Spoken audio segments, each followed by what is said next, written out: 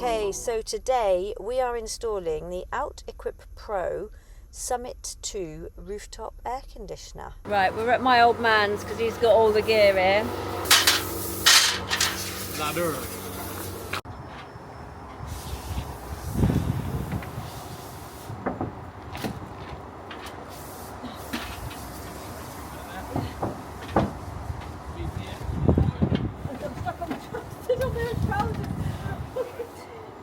So it might seem quite excessive having such a big AC, but it's highly likely, well, this van's going to be in Europe most of the time, and highly likely it's going to be used in Cyprus a lot.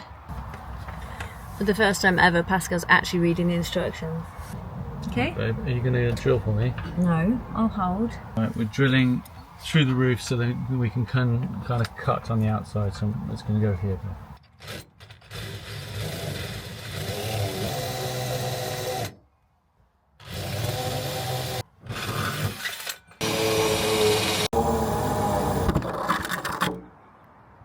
Thank you.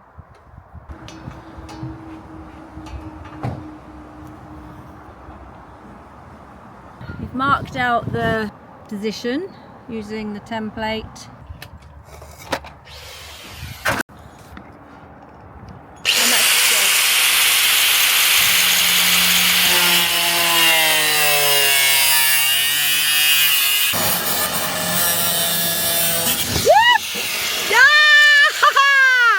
Hi! Hi! So we've got some jagged edges now which I need to smooth off. Oh my god!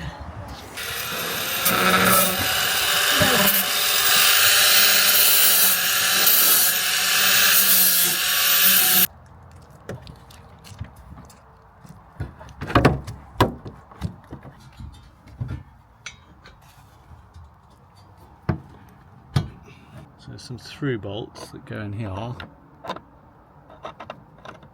might have to cut these down to size, but Oh, they'll be too long. might be too long. We'll see.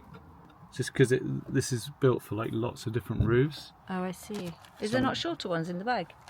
Right. Oh, I'm just like, someone's thinking around here at least. I'm going to cut this to the height that I need it, because that needs to sit flush with that, and that's how high it goes now. But I need it to go all the way to the top there. So basically all this is going to come off. Right, so Pascal's now using the packing foam to go around the outside of the hole to seal it. So the suggestion is that you cut rivets out of the packing spongy stuff to accommodate the dented roof, but what he's going to do instead is actually add material in here rather than cut that out. Just need to cut this to the right size.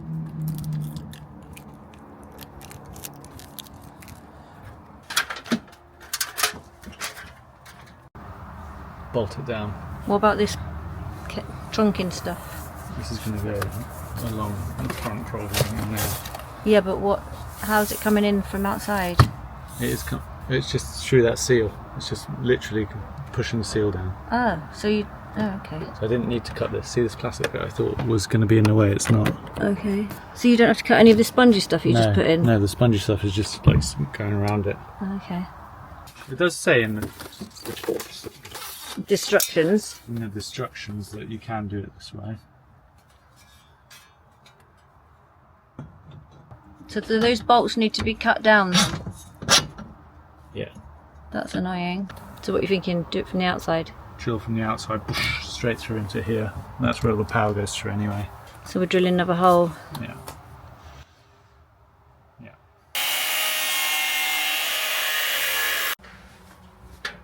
Cut to size.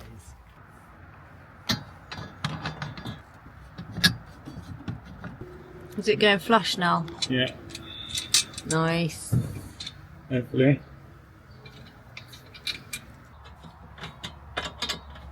It's a bit stressful actually, even being an observer. I'm helping a little bit, aren't I? You are helping. I'm the brains behind the outfit.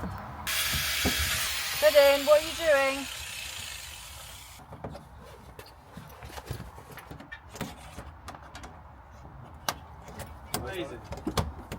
I'm drilling a hole for the power wire to come through. So he's drilled a little pilot hole.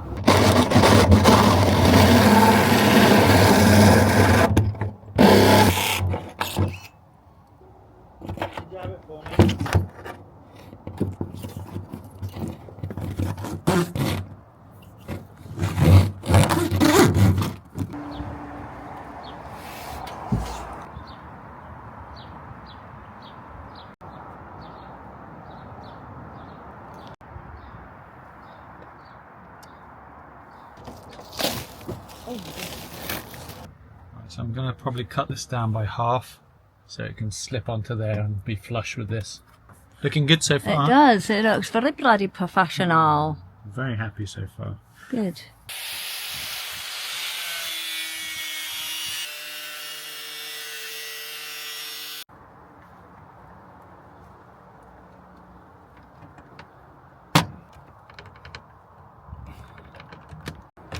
Tightens it up.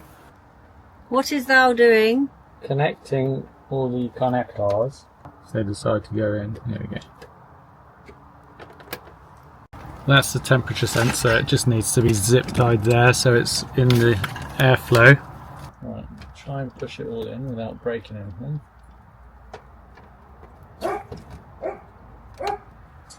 Right, here we go.